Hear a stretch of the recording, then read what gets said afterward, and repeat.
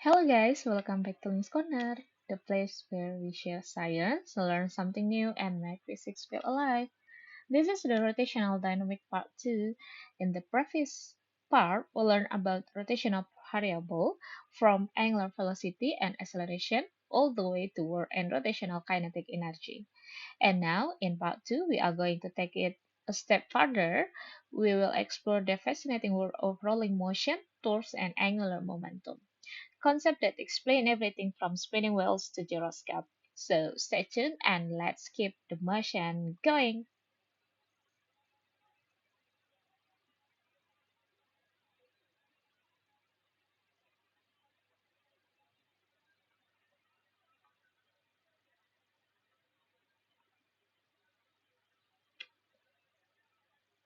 We now continue our study of rotational dynamic with a very practical and fascinating topic, rolling motions, which combine both translation and rotation. Example include car wheels, rolling balls, or even ball bearings in machine. What makes rolling motion interesting is that it's a combination of two types of motion. First, translational motion of the center of mass, and second, rotational motion about the center of mass. We will consider only the case of smooth rolling, no slip, meaning that the point of contact between the object and the surface doesn't slip. At that instant, the contact point has zero velocity relative to the ground.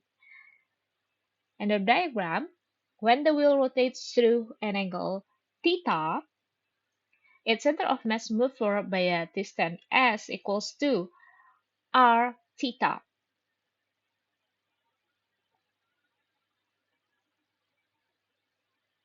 So the distance roll equals the angular displacement times the radius. The velocity of the center of mass is related to the angular velocity by v center of mass equals to omega r. This is the key condition of rolling without slipping. Now, think of the rolling wheel as the sum of two motions.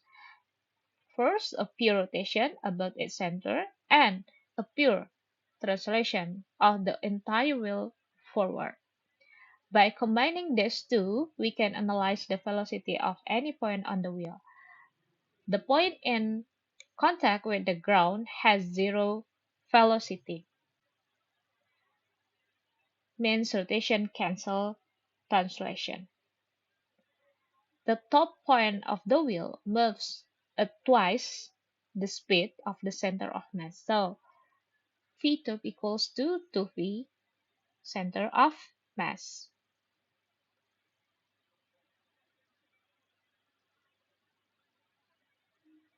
Because both rotational and translational velocities point in the same directions. So in this illustration shows this clearly. Pure rotation plus pure translation will be rolling motion. If slipping occurs, this relation P equals to omega r no longer holds. For example, when a car brakes suddenly and the tires skid on a wet road. In engineering, this principle is crucial. In vehicle mechanics, P equals to omega r is used to convert wheel rotational speed into linear vehicle speed. And in robotic, wheel-driven motion control is based entirely on the no-slip rolling condition. So this is where translation and rotation merge, and understanding this connection is essential for analyzing how machines, wheels, and even planetary motion operate.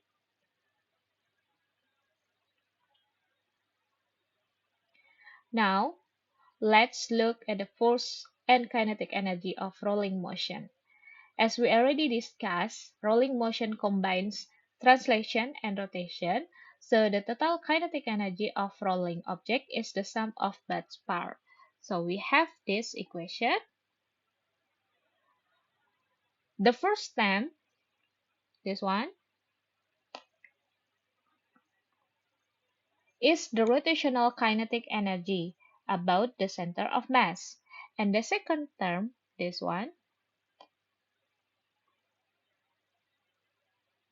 is the translational kinetic energy of the entire object. So, when a wheel rolls, part of its energy is rotational and part is translational. Now, imagine a wheel starting to accelerate, for example, a bicycle wheel at the start of a race. As the wheel speeds up, its angular velocity omega increases, which means there is angular acceleration alpha. At the same time, its center of mass gains linear acceleration, or A center of mass equals to alpha r. To maintain rolling without slipping, a static frictional force, or Fs, here must act at the point of contact. This force prevents the wheel from sliding on the surface. In the figure, the wheel rolls to the right with linear acceleration A center of mass. The contact point tends to slip backward to the static friction acts forward in the same direction as the wheel's motion. However, not something subtle, even though friction is present, static friction doesn't work in pure rolling motion because the contact point doesn't move relative to the surface. So friction acts like a link between rotation and translation. It transfers the torque from rotation into linear motion of the entire wheel. This is why in engineering system, when a car accelerates, the torque from the engine applies a force through the tires.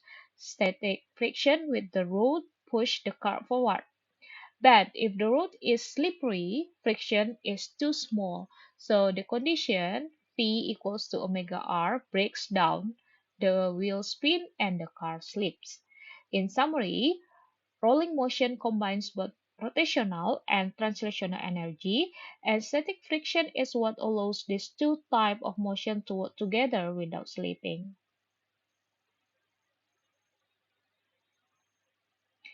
Now, let's continue our discussion on force and kinetic energy rolling. This time for an object rolling down an inclined plane. Imagine placing a sphere or cylinder on a ramp. If there is no friction, it will simply slide, not roll. But if there is enough static friction, the object will roll smoothly. That's what we call rolling without slipping. If slipping occurs, the motion is no longer smooth, the point of contact slide, and the relationship V equals to omega r breaks down. This is what happened, for instance, when a bowling ball is first thrown, it slides at first, then transitions to pure rolling. For smooth rolling down the ramp, let's look at the forces. We have Fg, this is gravitational force acts vertically downward, and we have normal force act perpendicular to the ramp surface, to the surface, and we have static friction act up the ramp, opposing the tendency to slide. The component of gravity parallel to the ramp, Fg sin theta.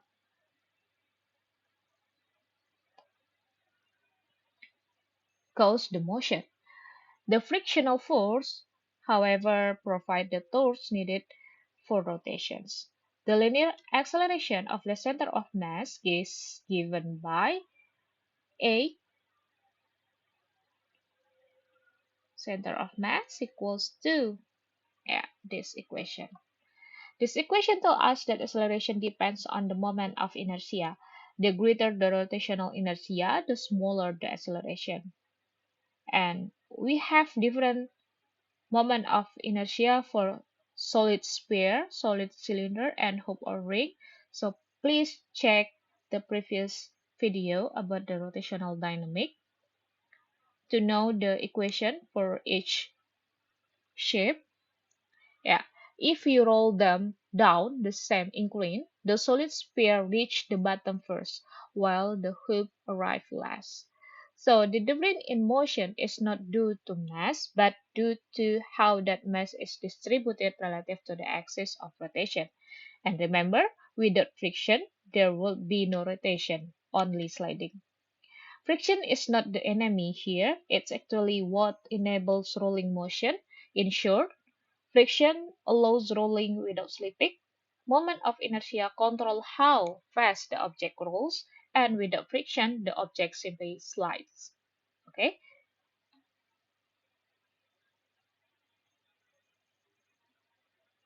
and let's end our discussion with a fascinating example that combines all the rotational concepts we've learned. The yo-yo. A yo-yo beautifully illustrates how potential energy, translational motion, and rotational motion all work together. As the yo-yo moves downward along the string, it loses gravitational potential energy, mgh. But that energy is not lost, it's converted into two forms. First, translational kinetic energy as the yo-yo's center of mass moves downward, and rotational kinetic energy as it spins about its axis. So the energy relationship becomes m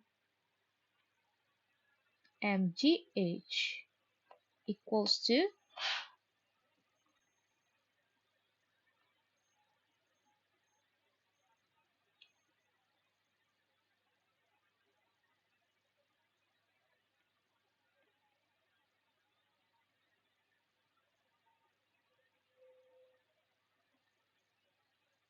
this equation.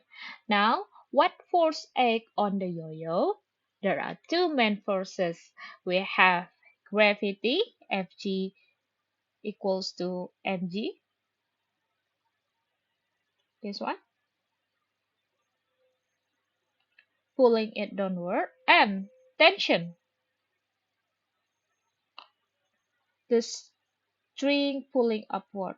The tension not only resists the fall, but also creates torque, causing the yo-yo to spin. You can think of the yo-yo as rolling down a ramp that is vertical, effectively a ramp with a 90-degree angle. It rolls on its axle instead of a external surface. The motion is slow not by friction but by string tension OT. Using Newton's second law for both translation and rotation,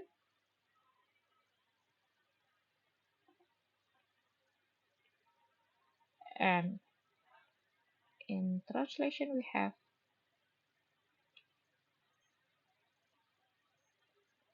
we can write mg minus t equals to ma center of mass. Since torque equals to tr0, I center of mass alpha, and alpha equals to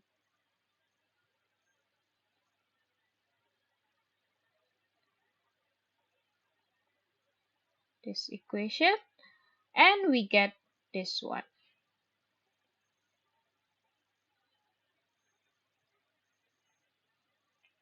This expression is almost identical to the one for a rolling object on an incline, except no the angle theta 90-degree, so sin theta equals to 1.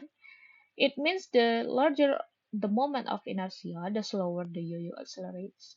A yo-yo with a heavier outer rim or larger axle will fall more slowly because more energy goes into rotation, and without torque from the tension, the yo-yo would just drop straight down, no rotation at all.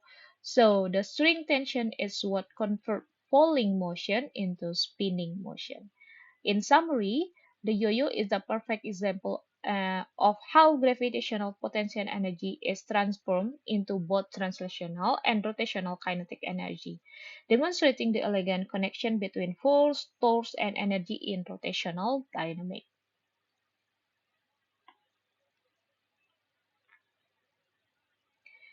Now, let's revisit the concept of torques, but this time from a more general and factor point of view.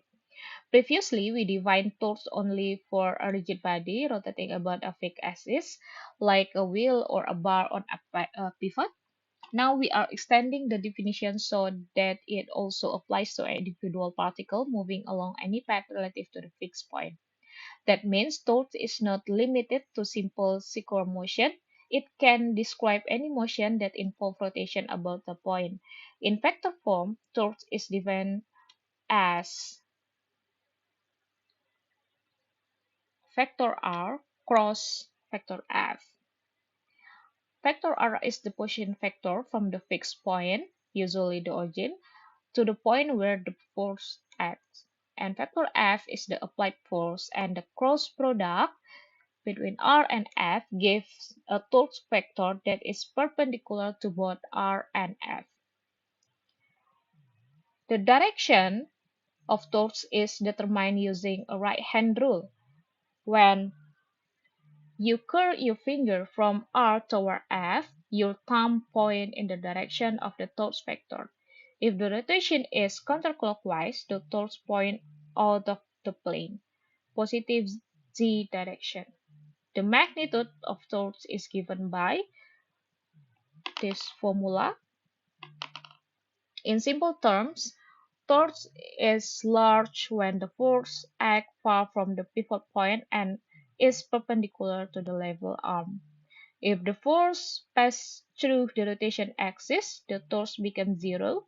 No rotation occurs. Alternatively, we can write torque equals to R F perpendicular or R perpendicular F.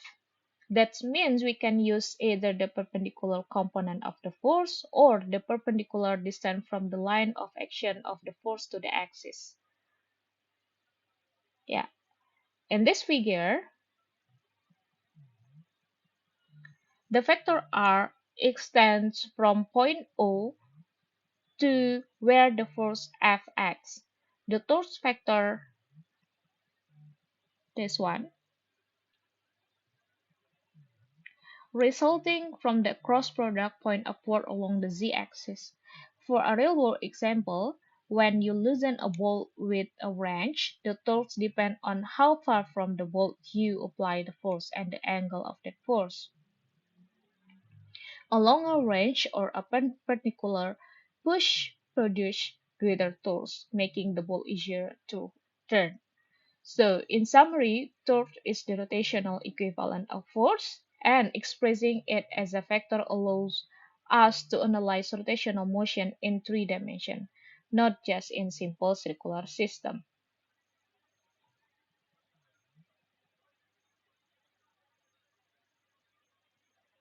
Now, let's talk about one of the most fundamental concepts in rotational dynamics, angular momentum.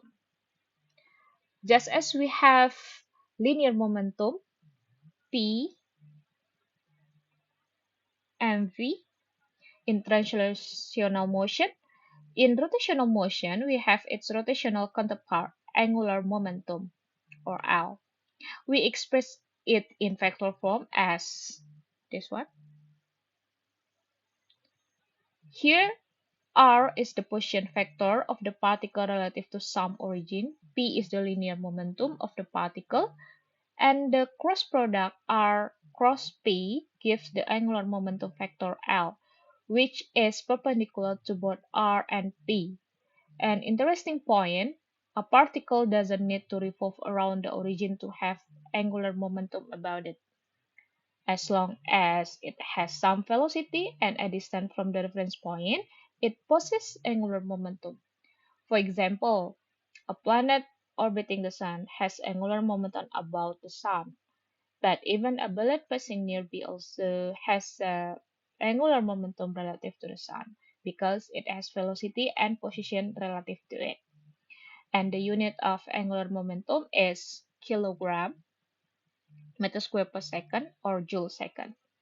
The direction of angular momentum is determined by the right hand rule. Curl your finger from R to V and your thumb points in the direction of L.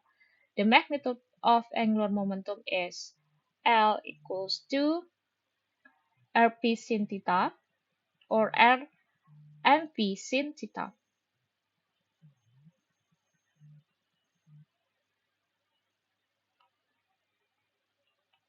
where theta is the angle between R and P.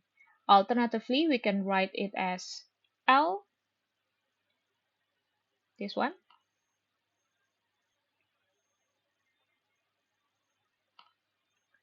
which emphasizes the perpendicular components of position of momentum. Now, in the figure, the linear momentum vector P lies in the xy plane, while the resulting angular momentum vector L points perpendicular to that plane along the z-axis. One key idea, angular momentum is always defined with respect to a specific origin. Changing the reference point can change its value or direction.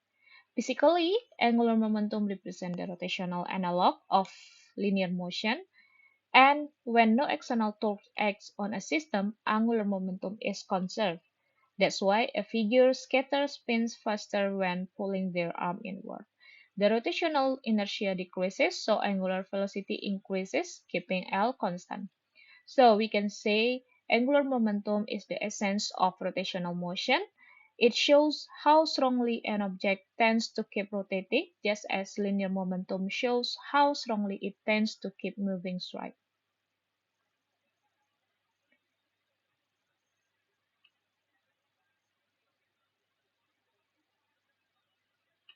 Now, let's express Newton's second law, but this time in its rotational form. You are already familiar with the linear version. F equals to dt per dt, which say that net force on a particle equals the rate of change of its linear momentum. In rotational motion, we simply replace the linear quantities with their rotational analog, force to torque,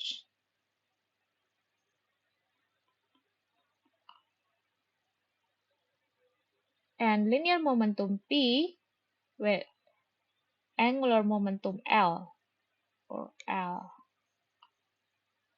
This gives us this equation. So we can state the vector sum of all torques acting on a particle equals the time rate of change of its angular momentum about a given point.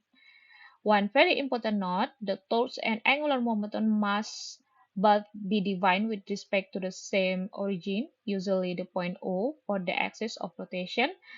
And yeah, we can derive it step by step, yeah, using this one and this one.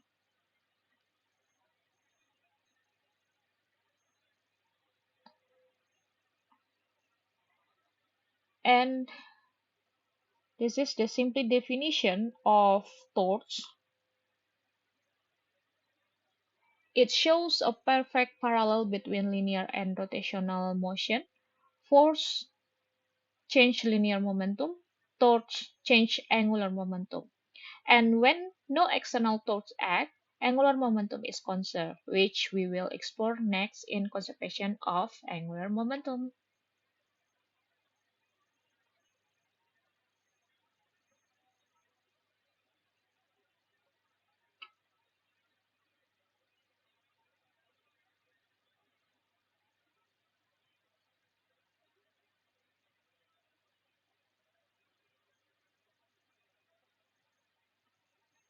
In the previous slide, we discussed angular momentum for a single particle. Now let's extend the concept to a system of particles, or more specifically to a rigid body where many particles rotate together. Each particle has its own angular momentum.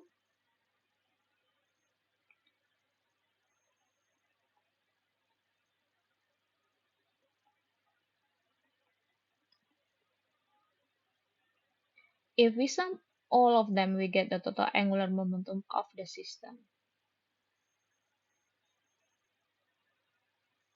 If we uh, total angular angular momentum of rigid body. This is simply the sum of the angular momenta of its individual particle. Next, if we take the time derivative, we find dl per dt. This means the rate of change of the total angular momentum of a system equals the net torque acting on that system. Or in simpler form, we have this one. This is exactly the same law as before. Newton's second law in angular form, but now it applies to entire system or rigid body instead of a single particle. However, we must be careful that the torque and angular momentum must always be defined about the same origin. If the center of mass is accelerating, that origin must be the center of mass itself.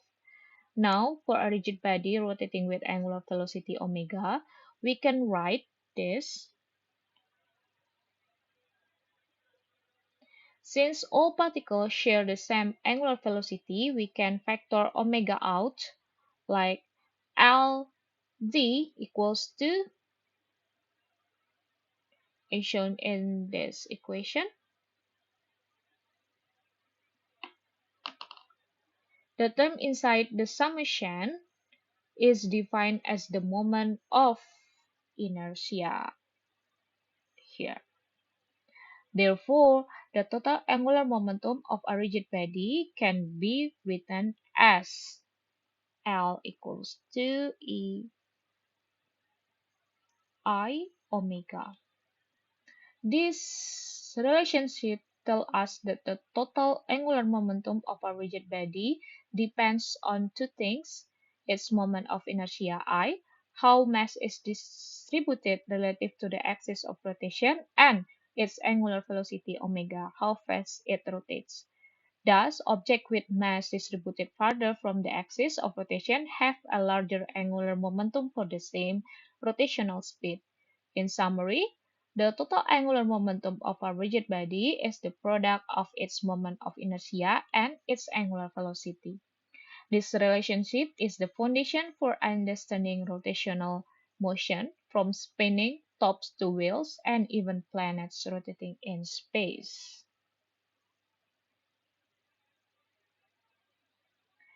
After deriving the expression for the total angular momentum of a rigid body, we can recall the simplified and most practical form L equals to I omega. This tells us that the angular momentum of a rigid body is the product of moment of inertia, which depends on how the mass is distributed about the axis of rotation, and its angular velocity omega, which indicates how fast it rotates. The farther the mass is from the axis, the greater the moment of inertia, and therefore, for the same angular speed, the body will have a larger angular momentum. The diagram shows this idea visually. Each mole mass element, delta m, has its own angular momentum component about the z-axis, and when we sum them all together, we get the total L equals to I omega. On the table, it highlights the clear correspondence between translational and rotational motion. This is a beautiful symmetry in physics.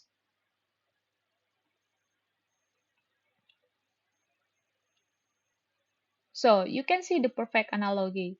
Force causes linear acceleration, while torque causes angular acceleration. Linear momentum is conserved when there is no external force, while angular momentum is conserved when there is no external torque. This simple relation, L equals to I omega, lies at the heart of rotational dynamics, connecting rotational motion to all other fundamental mechanics we have learned so far.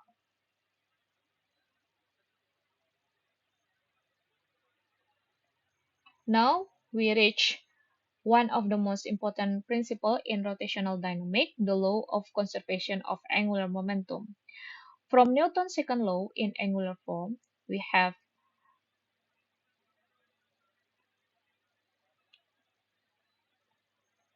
T alpha dt.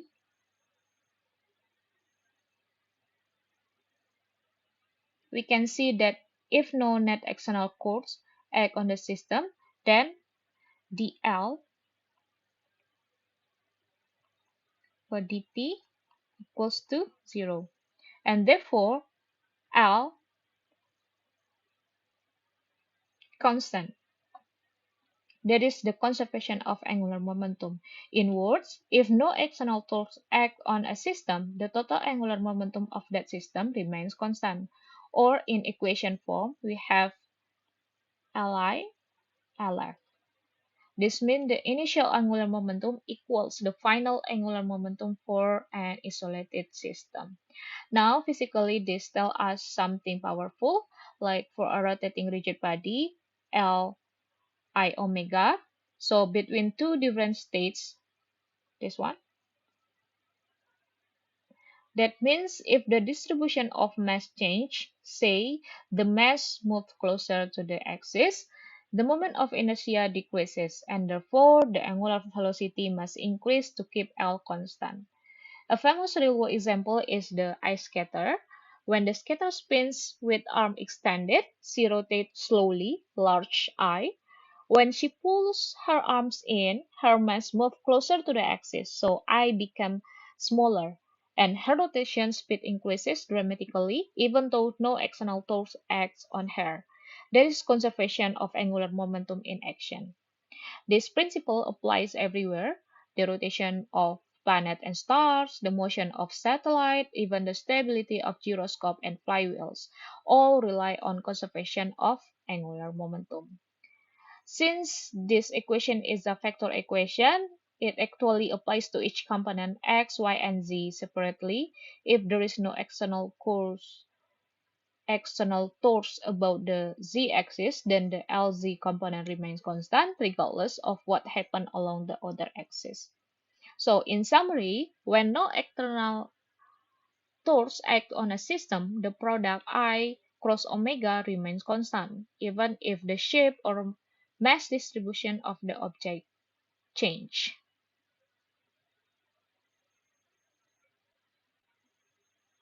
Now, let's look at the real-world demonstration of the conservation of angular momentum. In this setup, we have a student sitting on a frictionless rotating stool while holding two dumbbells.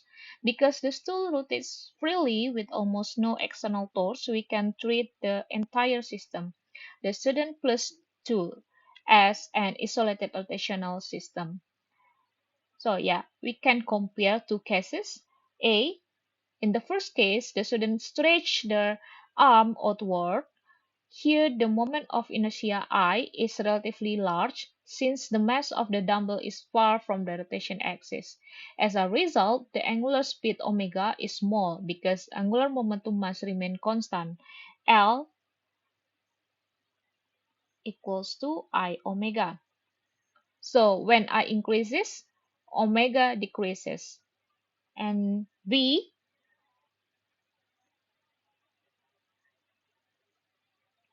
this is the second case. The student pulls their arm inward, bringing the dumbbells closer to the axis. This decreases the moment of inertia. To conserve total angular momentum, the angular velocity omega must increase. Therefore, the student spins faster without any external force applied. This perfectly demonstrates the law of conservation of angular momentum. I omega I equals to IF omega F. So, as the distribution of mass change inside the system, the rotation speed adjusts automatically to keep L constant. This same and have same principle appears in many fascinating real-world and cosmic phenomena. Figures scatter spin faster when they pull their arm in, and stars collapsing into neutron stars or pulsars spin extremely fast because their radius and therefore their moment of inertia decreases dramatically, and gyroscope and satellite rely on conserved angular momentum to maintain their stability and orientation in space. So, conservation of angular momentum is not just a classroom concept, It is a fundamental rule that governs both engineering system and the dynamic of the universe itself.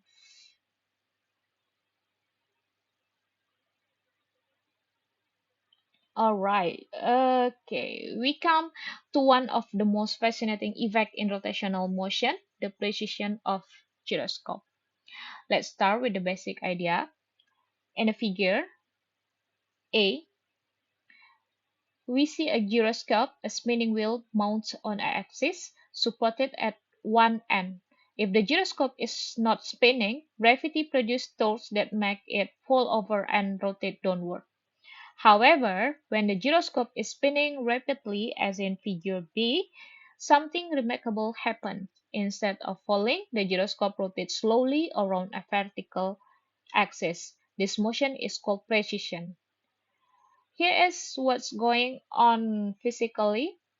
A rapidly spinning gyroscope has a large angular momentum, L equals to I omega. The vector L point along the spin axis. Gravity exerts a torque about the support point, so we have torque equals to cross product between R and F. From Newton's second law for rotation, we have torque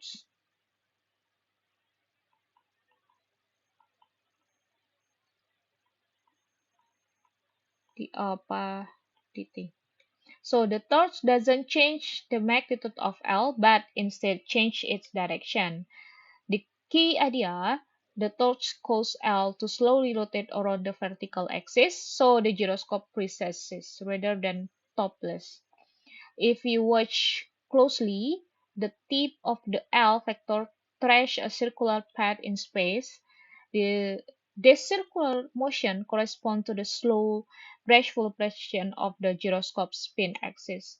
This principle is used in many engineering and navigation systems, gyro compass on ships and airplanes,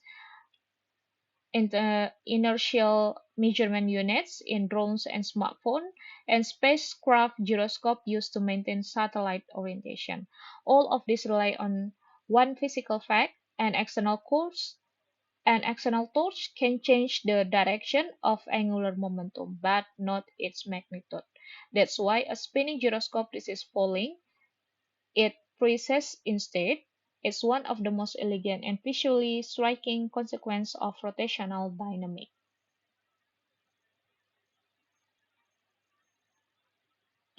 In the previous slide, we saw why a gyroscope freezes because torque changes the direction of its angular momentum, not its magnitude. Now let's ask the next question. How fast does the gyroscope precess? The precision rate denoted by omega, yeah, equals to mgri omega. Let's break this down.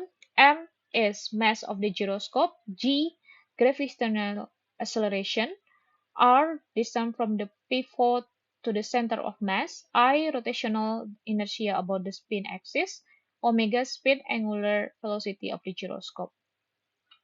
From this formula, several key ideas emerge. First, precision occurs only when the gyroscope spins fast enough. A slowly spinning gyroscope cannot resist gravity. It simply falls. But when omega is large, the gyroscope stabilizes and its precision rate becomes small, meaning slow, smooth motion. The second one, the precision rate is independent of mass. Why? Because I, moment of inertia, is proportional to m. When m increases, both numerator and denominator increase equally, canceling out. So a heavy or light gyroscope will precess at the same rate if they have the same shape and spin speed. Third one, it does depend on gravity g. If you take the gyroscope to the moon, where gravity is weaker, the precision becomes much slower. That is direct consequence of smaller g. The formula also works for gyroscope tilt at an angle. For instance, a spinning top leaning slightly from the vertical. That's why a spinning top doesn't immediately fall. Instead, it precesses gracefully around the vertical axis.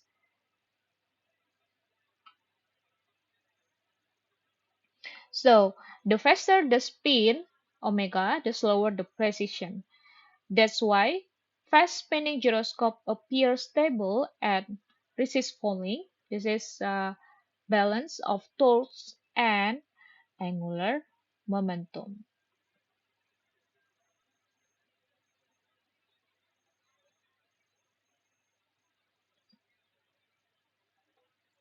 So that is for today, guys. In this second part of rotational dynamic, we have uncovered how rolling torques and angular momentum describe the rotational behavior of real-world system, from the simple motion of wheels to the precise balance of gyroscope in space.